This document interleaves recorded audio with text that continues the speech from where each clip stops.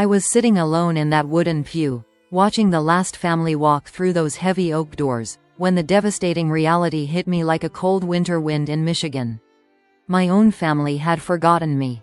After 62 years of putting everyone else first, after decades of being their rock, their go-to person, their endless source of support, they simply drove away and left me behind like an old hymnal someone forgot to put back on the shelf. The afternoon sun was streaming through the stained glass windows, casting rainbow patterns across the empty sanctuary. Pastor Williams had locked up the front office an hour ago. The parking lot was completely empty except for my old Honda that sat there like a monument to my abandonment. I could hear the heating system clicking and humming in the silence, and somewhere in the distance, a dog was barking. The smell of coffee from the fellowship hall still lingered in the air, reminding me of the countless Sunday mornings I'd arrived early to help set up, to make sure everyone had what they needed, to be the dependable one who never let anyone down. My hands were trembling as I reached for my phone to call someone, anyone, to come get me. But as I scrolled through my contacts, I realized something that made my stomach drop. Every single number belonged to someone who was probably sitting around my dining room table right now, enjoying the pot roast I'd prepared before church, laughing and talking and not even noticing that the woman who had made it all possible was missing. My daughter Sarah, my son Michael, my son-in-law David, my grandchildren. They were all there, in my house, eating my food, and not one of them had remembered that I needed a ride home. The church felt so different when it was empty. Every footstep echoed like thunder. The silence was deafening. I sat there for another 20 minutes, just staring at the cross above the altar, wondering how I had become so invisible to the people who were supposed to love me most. When did I become someone who could be forgotten? When did my presence become so expected, so taken for granted, that my absence didn't even register? Finally, I stood up and walked down that center aisle for what I knew would be the last time as the woman I used to be. Each step felt heavy, loaded with the weight of 35 years of marriage, of raising 2 children, of being the family's anchor through every storm and celebration. My heels clicked against the hardwood floor, and I remember thinking that this sound, this lonely echo, was the sound of everything changing. If you've ever felt forgotten by the people who should care about you most, drop the word invisible in the comments below.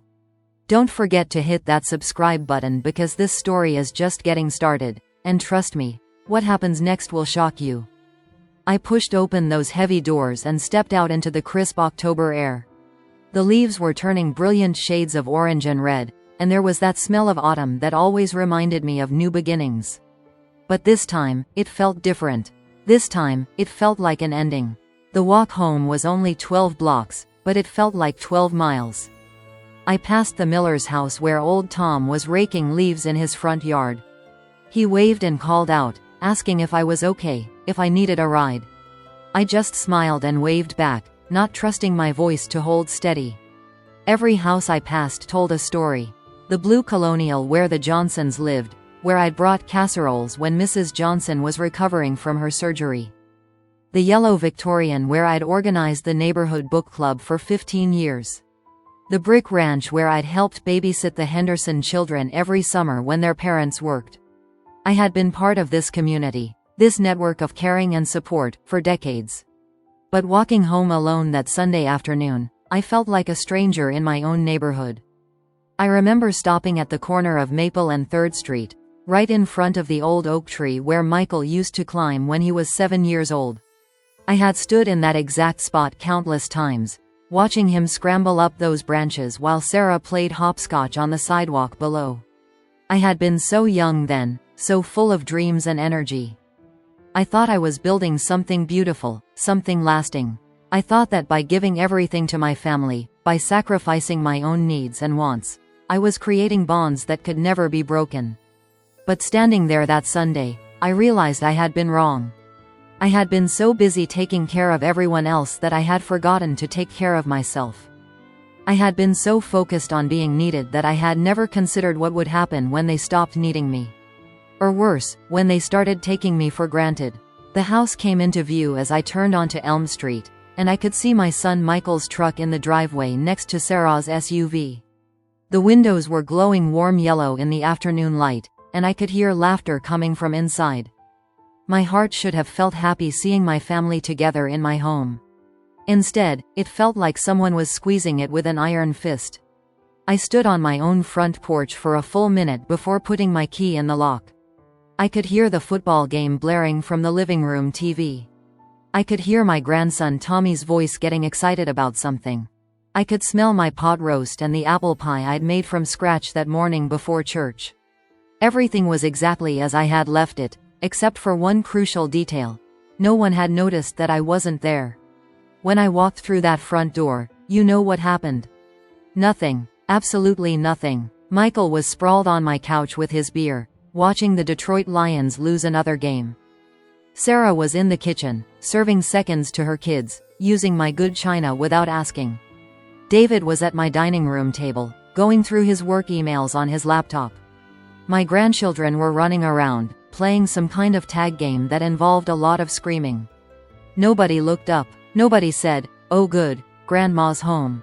Nobody asked how I got there or where I'd been. It was like I was a ghost in my own house, invisible and irrelevant. I stood there in my own foyer, in my Sunday dress and my good shoes, holding my purse and my Bible, and I might as well have been furniture for all the attention I received. That's when something inside me broke. Not the dramatic kind of breaking you see in movies, but the quiet kind that happens when you realize that your worst fears are actually true. I wasn't just feeling forgotten. I actually had been forgotten. By my own children, by my own grandchildren, by the people I had given my entire adult life to protect and nurture and love. I walked upstairs to my bedroom and sat down at my antique writing desk, the one my mother had left me when she passed away 10 years ago. I pulled out a piece of my good stationery, the cream-colored paper with my initials embossed in gold at the top. My hands were still shaking, but my mind was crystal clear. I wrote down the phone number for Matthews Associates, the law firm that had handled my mother's estate. I was going to call them first thing Monday morning. You know what's funny about moments that change everything? They often start with something small. A forgotten ride home from church. A family dinner where nobody notices you're missing from your own table. But sometimes those small moments reveal something so big, so fundamental about your relationships, that you can never unsee it. I sat there at that desk for hours that night, while my family continued their Sunday routine downstairs without me. I thought about all the Sunday dinners I had prepared over the years. All the holiday meals. All the birthday cakes and graduation parties and anniversary celebrations. I thought about the time I took a second mortgage on this house to help pay for Michael's medical school. I thought about the year I worked double shifts at the hospital to help Sarah through her divorce, babysitting her kids while she went back to school. I thought about every sacrifice I had made, every dream I had postponed, every opportunity I had turned down because my family needed me. And sitting there in the growing darkness, with the sounds of my family enjoying my home and my food downstairs, I realized that somewhere along the way, I had become invisible to them. Not because I wasn't important, but because I had always been there. I had become like air or water, essential but unnoticed. Hey everyone, I know this is hard to hear, but unfortunately, this kind of family dynamic is more common than we'd like to admit. If you're enjoying this story and want to hear how everything unfolds, please hit that subscribe button now. Trust me, what I discovered about my family, and what I did about it, will leave you speechless. The best part is coming up next. Monday morning arrived gray and drizzly, typical November weather in Michigan. I woke up before dawn, like I always did, and went through my usual routine. But everything felt different now. Making coffee felt different. Getting dressed felt different. Even brushing my teeth felt like I was preparing for something momentous. At exactly 9 o'clock, I called Matthews Associates. The receptionist was friendly and efficient, and when I explained that I needed to revise my will and estate planning documents, she scheduled me for an appointment that very afternoon. I had been thinking about this all night, lying awake and staring at the ceiling, and I knew exactly what I needed to do. I spent the morning going through my financial documents. The house was paid off, worth about $400,000 now thanks to the rising property values in our neighborhood. My retirement accounts had grown substantially over the years, even through the 2008 recession. My life insurance policy was substantial. My savings account had money I'd been putting aside for years, planning to leave it to my children and grandchildren. I had always assumed that everything I owned would go to Michael and Sarah. It had seemed so natural, so obvious. Parents work hard, save money, and leave it to their children. That's how it's supposed to work, right? But sitting there at my kitchen table, surrounded by bank statements and investment portfolios and insurance policies, I started thinking about whether my children had actually earned this inheritance. When was the last time Michael had called me just to see how I was doing? Not when he needed something, not when he was stopping by to grab a meal or borrow money, but just to talk to his mother. I couldn't remember. When was the last time Sarah had included me in her plans, asked for my opinion, treated me like a person with my own thoughts and feelings instead of just a free babysitting service? The appointment with Mr. Matthews went exactly as I had hoped. He was a kind man in his 70s, with silver hair and gentle eyes behind wire-rimmed glasses. When I explained what I wanted to do, he didn't ask questions or try to talk me out of it. He simply nodded and said, "Mrs. Henderson, you have every right to distribute your assets however you choose. Your children will inherit what you decide they should inherit, nothing more and nothing less." We spent 2 hours going through every detail. The house would be sold, and the proceeds would go to 3 different charities: the local women's shelter where I had volunteered for years, the children's hospital where I had worked as a nurse, and a scholarship fund for single mothers trying to get their nursing degrees. My retirement accounts would be divided between these same organizations. My life insurance policy would benefit the senior center where I played bridge every Thursday. Michael and Sarah would each receive exactly $1,000. Enough to know that I hadn't forgotten them, but not enough to change their lives. Not enough to make up for 30 years of taking me for granted. Mr. Matthews explained everything carefully, making sure I understood that this decision was irrevocable once the papers were signed. He told me about the legal requirements, the waiting periods, the procedures that would protect my wishes even after I was gone. And then he asked me a question that I'll never forget. "Mrs. Henderson, are you sure this is what you want? Once we file these papers, your children will have no legal recourse. This is your final decision."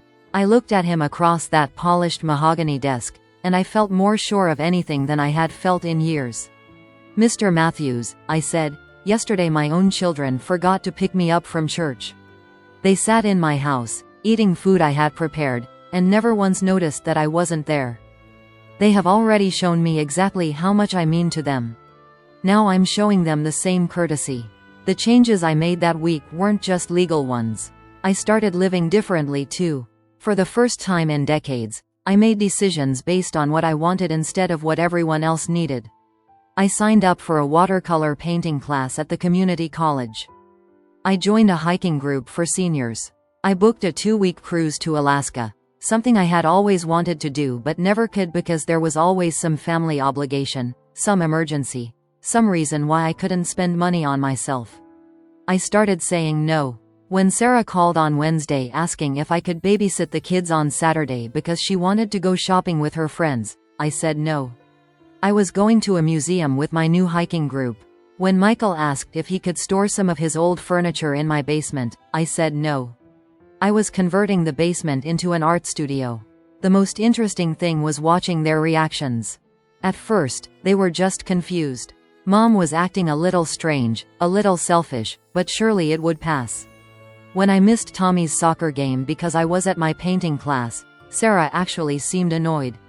When I didn't offer to host Thanksgiving dinner, Michael seemed genuinely shocked. It was like they had never considered that I might have my own life, my own interests, my own plans. For 35 years, I had been a supporting character in their stories. Now I was writing my own story, and they didn't know how to handle it. The cruise to Alaska was everything I had dreamed it would be. I stood on the deck of that ship, watching glaciers calve into the sea, surrounded by new friends who knew me as Eleanor the painter, Eleanor the adventurer, Eleanor the woman who had decided to live life on her own terms. Not Eleanor the grandmother, or Eleanor the retired nurse, or Eleanor whose ungrateful children took her for granted. I met a wonderful man named Frank, a widower from Oregon who had also decided to start living for himself after years of caregiving. We spent hours talking about books and music and places we wanted to visit. He had kind eyes and a gentle laugh, and when he asked if he could write to me after the cruise ended, I said yes. For the first time in decades, I felt like myself again. Not the version of myself that existed to serve others, but the real me. The me who loved art and adventure and intelligent conversation. The me who had gotten lost somewhere in 35 years of motherhood and marriage and endless self-sacrifice.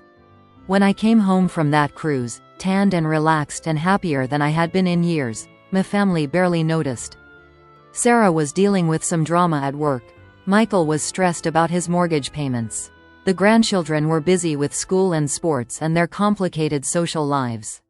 Nobody asked about my trip. Nobody wanted to see my pictures or hear my stories. And you know what? I was okay with that. Because I had learned something important on that ship, surrounded by glaciers and new friends and endless possibilities. I had learned that I didn't need their approval or their attention to be happy. I had learned that a life lived for others is often a life unlived for yourself. 6 months passed. I continued with my painting classes and my hiking group. Frank and I exchanged letters and phone calls, and he came to visit me twice. We took long walks through the neighborhoods where I had lived my entire adult life, and he helped me see everything with fresh eyes. The houses looked the same, but I was different. The streets were familiar, but I was walking them as a new person. My relationship with my children settled into a polite but distant routine. They would call occasionally, usually when they needed something. I would listen politely and offer emotional support, but no longer offered practical help or financial assistance. They seemed to accept this new dynamic, though I could tell they found it puzzling. Sarah mentioned once that I seemed different, more independent. Michael asked if everything was okay with my health, as if my newfound happiness must be a symptom of some medical condition. Neither of them seemed to connect my behavior to what had happened that Sunday at church. Neither of them had ever acknowledged that they had forgotten me, let alone apologized for it. Thanksgiving was approaching, and for the first time in 3 decades, I wasn't planning the meal or hosting the family gathering. Sarah had reluctantly agreed to take over, though she complained about the work involved. Michael offered to bring store-bought sides. Nobody asked what I would be doing for the holiday. I was planning to volunteer at the community dinner for seniors who had nowhere else to go. Frank was driving down from Oregon, and we were going to help serve turkey and mashing potatoes to people who, like me, had been forgotten by their families. It felt like the perfect way to spend the day. The night before Thanksgiving, my phone rang. It was Sarah, and she sounded frustrated. "Mom, I don't know how you always made this look so easy. I've been cooking for 2 days straight, and nothing is turning out right. The turkey is too dry. I burned the sweet potatoes, and I have no idea how to make your stuffing recipe work." I listened to her complain for 20 minutes, and then I said something that surprised both of us. "Sarah, honey, I'm sure you'll figure it out. Sometimes we have to learn things the hard way." There was a long silence on the other end of the phone. Then she said, "Aren't you going to come over and help me? Aren't you going to save Thanksgiving?" And I said, "No, sweetheart. I have other plans." That Thanksgiving dinner was apparently a disaster. The turkey was overcooked, the sides were bland, and everyone spent the meal complaining about how different everything tasted. Sarah called me that evening, almost in tears, asking why I hadn't helped her, why I had let the family dinner be ruined. I was sitting in my living room with Frank, both of us tired but happy after spending the day serving meals to grateful seniors at the community center. We had laughed and told stories and made new friends. We had been useful and appreciated and needed. It had been one of the best Thanksgivings of my life. "Sarah," I said gently, "I spent 35 years making sure every holiday was perfect for this family. I cooked and cleaned and planned and worried, and I made it look effortless because I love you all. But last month, you forgot to pick me up from church. You all sat at my table, eating my food, and never once noticed that I wasn't there. So now you know what it feels like when the person who usually takes care of everything isn't available to fix things." The phone went quiet. Then Sarah said something I had been waiting months to hear. "Oh my God, Mom. We forgot you at church. We actually forgot you, didn't we?" "Yes," I said, "you did. I am so sorry. We are so sorry." How could we have done that to you? I could hear the genuine remorse in her voice, and part of me wanted to comfort her, to make it easier, to go back to being the mother who fixed everything and asked nothing in return. But I had learned too much about myself in the past year to go backward now. Sarah, forgetting me at church was just the symptom. The real problem is that you all stopped seeing me as a person a long time ago. I became a service provider, a convenience, someone who existed to make your lives easier. And I let that happen because I thought that's what love looked like. We talked for over an hour that night. She cried, and she apologized, and she promised that things would be different. But I knew that real change would take time, and it would require effort from everyone, not just good intentions. 2 weeks later, both Sarah and Michael came to my house together, which was unusual. They sat in my living room, looking uncomfortable and serious, and Michael said, "Mom, we need to talk to you about something important." My heart started beating faster. Had they somehow found out about the will? Had Mr. Matthews said something?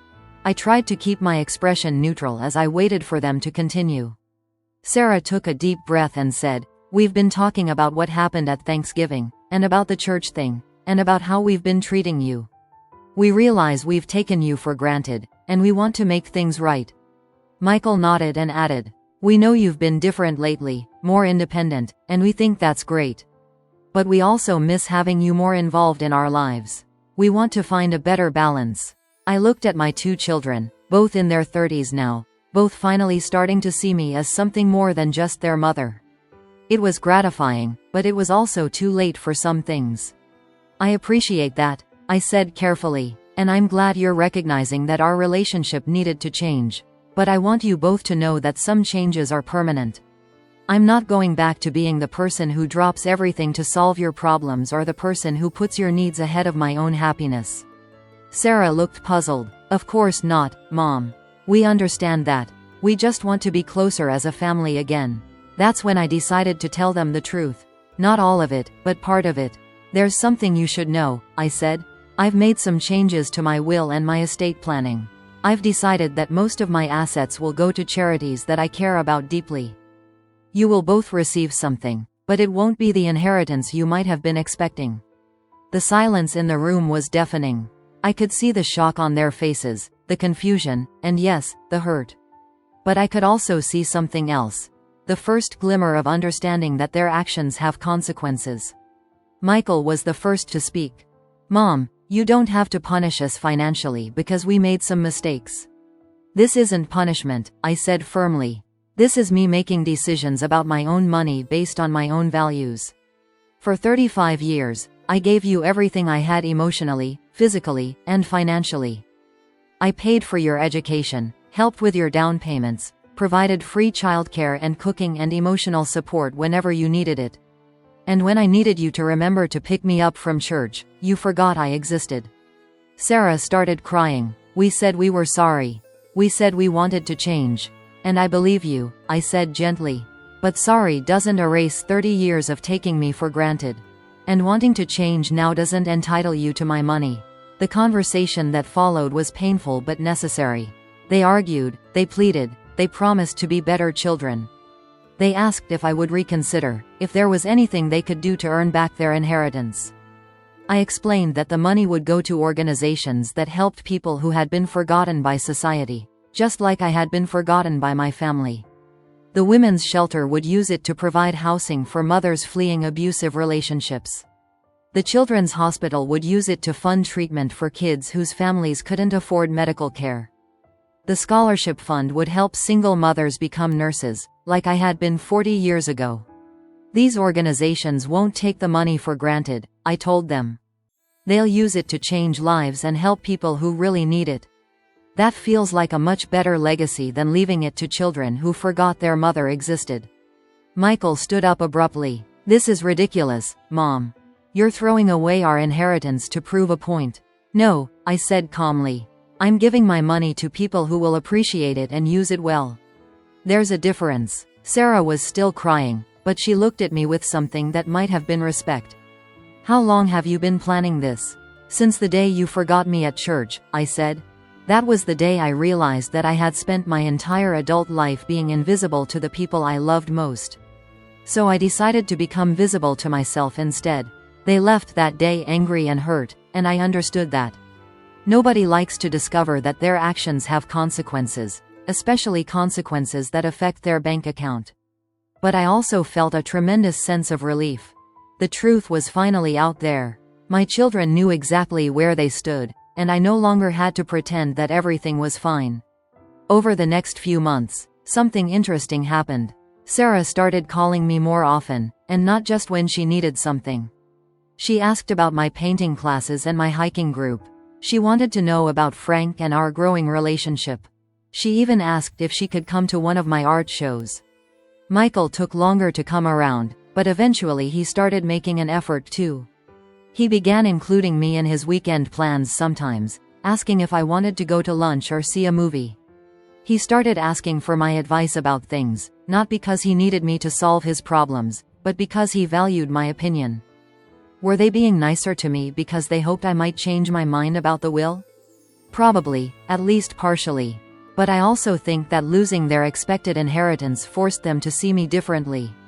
When I was no longer primarily valuable to them as a future source of money, they had to find other reasons to maintain a relationship with me. And you know what? That was okay with me. Better late than never, right? Frank proposed to me on a beautiful spring morning while we were hiking through the state park. We were sitting on a bench overlooking the lake, watching a family of ducks swim by, when he took my hand and said, "Eleanor, I know we're both at an age when most people think romance is behind them. But I've never been happier than I am with you. Would you consider spending whatever time we have left together as my wife?" I said yes, of course. At 63, I was getting married for the second time, and it felt like the beginning of a completely new life. Frank understood me in ways that my first husband never had. He saw me as an individual, not as someone whose primary purpose was to serve others. He appreciated my independence and my newfound sense of self.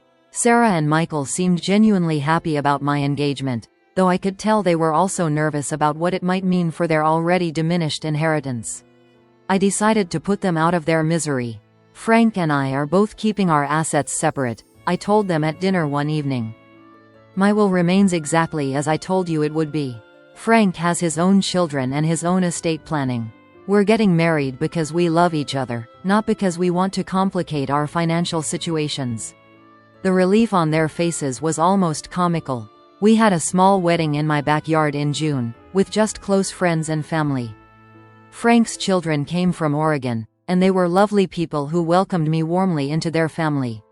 My children were there, and they seemed to genuinely enjoy themselves. My grandchildren served as flower girl and ring bearer, and they were excited to have a new step-grandfather. It was a perfect day, sunny and warm with a gentle breeze. Frank and I had written our own vows, and when I promised to love him while still remaining true to myself, I could see tears in Sarah's eyes. I think she finally understood what I had been trying to tell her about living authentically. As I sit here now, 2 years later, I can honestly say that forgetting to pick me up from church that Sunday was the best thing my children ever did for me. Not because I wanted to punish them, and not because I enjoyed hurting their feelings, but because it forced me to examine my life and make changes that I should have made years earlier. I learned that being a good mother doesn't mean sacrificing everything for your children. I learned that being a good person doesn't mean making yourself invisible. I learned that it's never too late to start living for yourself, even if it means disappointing people who have grown comfortable with your self-sacrifice. My relationship with Sarah and Michael is better now than it has been in years, precisely because it's more honest. They can no longer take me for granted because I've shown them that I have other options. They have to actually work to maintain a relationship with me, and that effort has made our connection more meaningful for all of us. Frank and I are planning another cruise next spring, this time to the Mediterranean.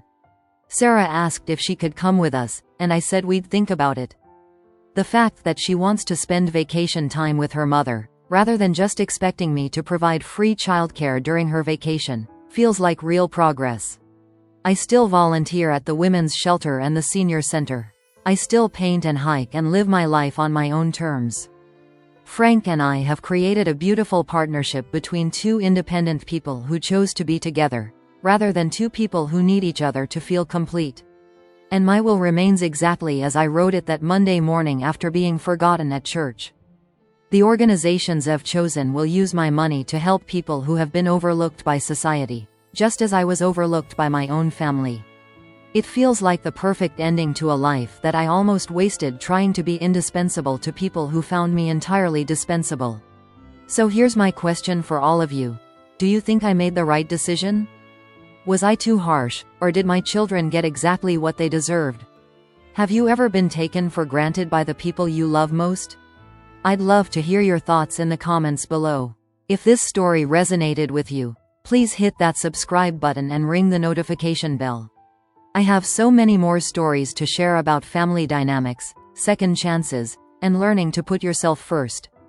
Next week, I'll be telling you about the time I discovered my sister had been lying to me for 20 years, and how I got the most satisfying revenge imaginable. Thank you for listening to my story. Sometimes the most important journey you can take is the one that leads you back to yourself.